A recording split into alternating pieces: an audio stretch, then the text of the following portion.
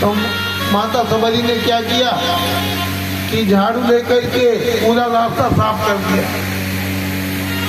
और जब मतंग ऋषि को कोई हवन यज्ञ करना होता था तो लकड़ी, आम की लकड़ी तोड़ के गट्ठर बांध के आश्रम में रखा था।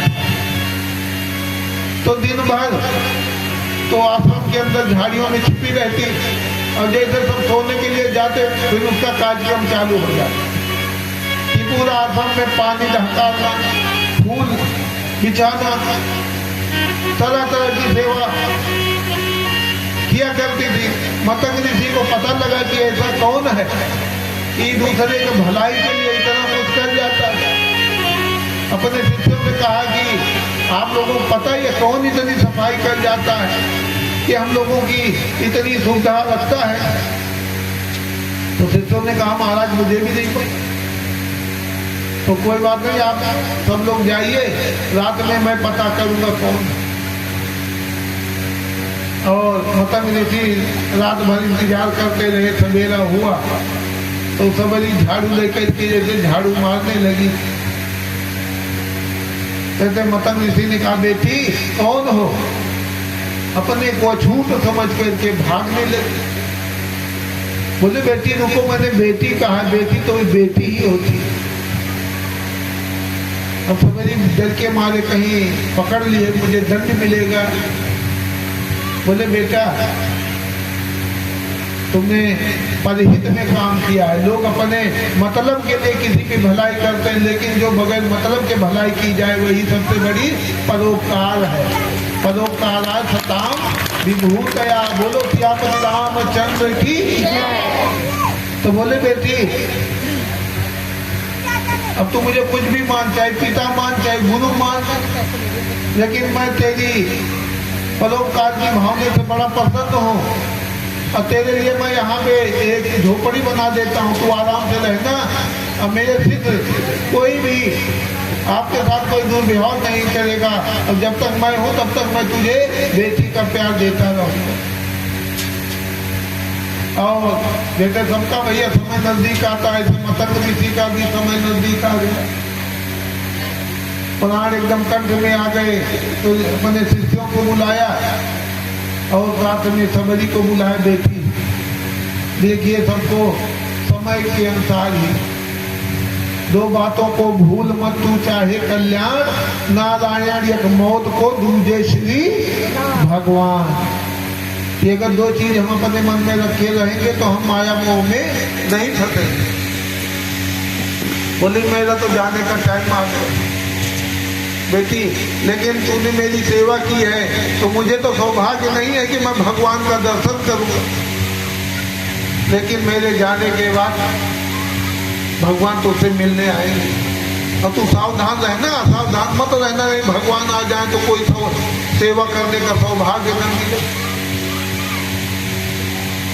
गुरु जी अपने प्राण त्याग दिए। सबरी गुरु की सोच में और भगवान की सोच में रहने लगी। कब आएंगे कब आएंगे, 1 साल 2 साल 4 साल 10 साल 20 साल। रोज जाके वही अपने कुटिया की चौखट पे बैठ के देखती रहती भगवान कब आएंगे, प्रभु कब आएंगे। अब जब कोई भगवान की भक्ति करता है तो कई ऐसे लोग भी आ जाते मजाक उड़ाने। क्या हुआ तेरे भगवान आने वाले थे, आ गए? अरे नहीं, गुरु की बात पे जिसको विश्वास होता है उसको पूर्ण सिद्धि मिलती ही मिलती है। नहीं आएंगे गुरु जी हमारे, जो मरते समय बोल के जाता हूँ कभी झूठ नहीं बोलते। आएंगे, मुझे अपने गुरु पे विश्वास। और भाई समय चलता रहा, वो दिन भी आने वाला था जिस दिन भगवान गए। पूछने लगे माता सबरी का आश्रम कहाँ? हरे रामा रामा रटते रटते हो गई रे बाबरिया।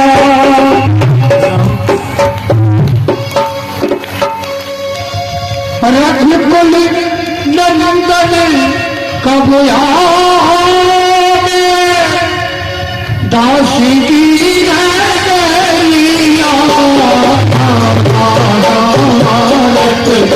रटते हो गए बाबरिया।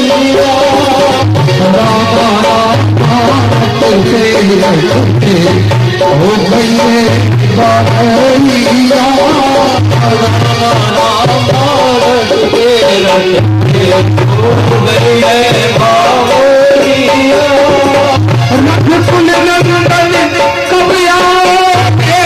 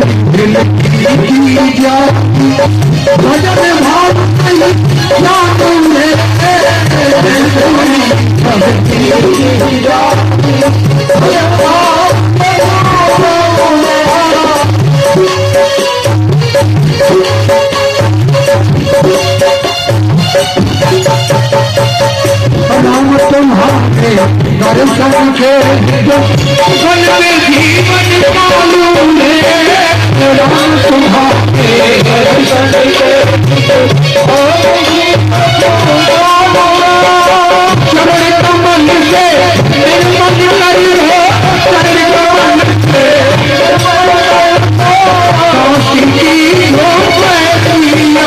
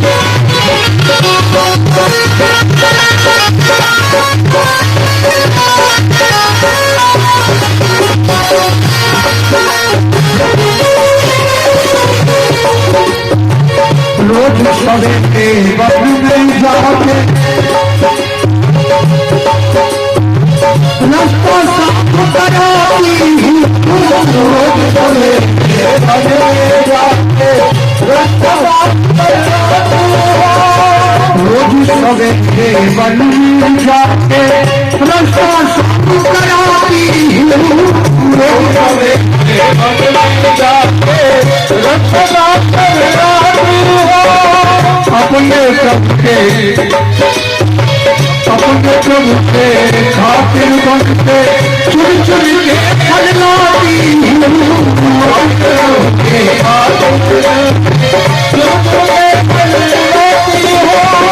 मीठे मीठे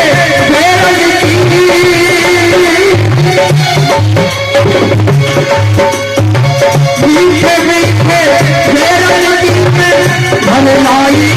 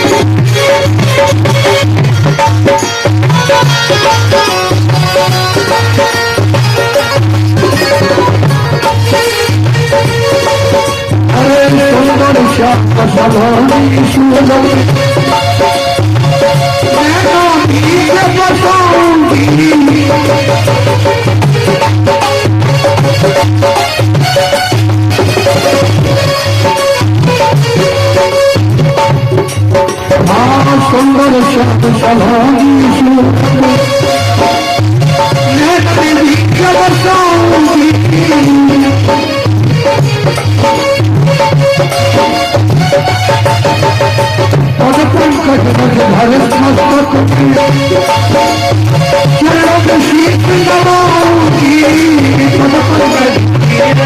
चरणों में शीश नवाऊंगी।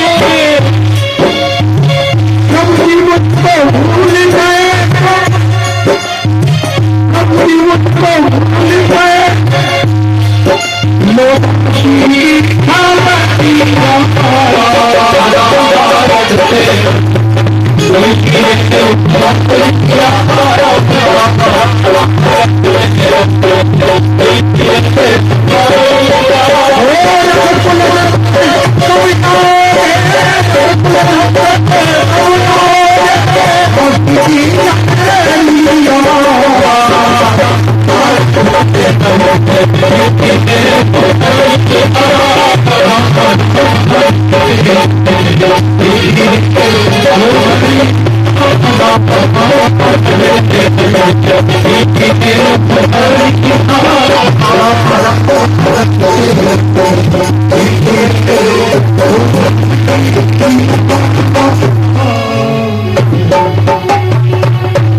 बोलिए जय सीताराम। जय देखिए प्रभु जी माता सबरी के आश्रम में पहुंच गए।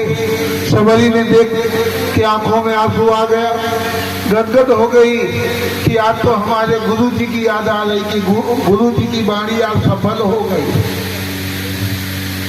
और चरणों में लिपट के कहने लगी, प्रभु अधम ते अधम अधम नारी तीनमा मैं मतिमंद आधारी।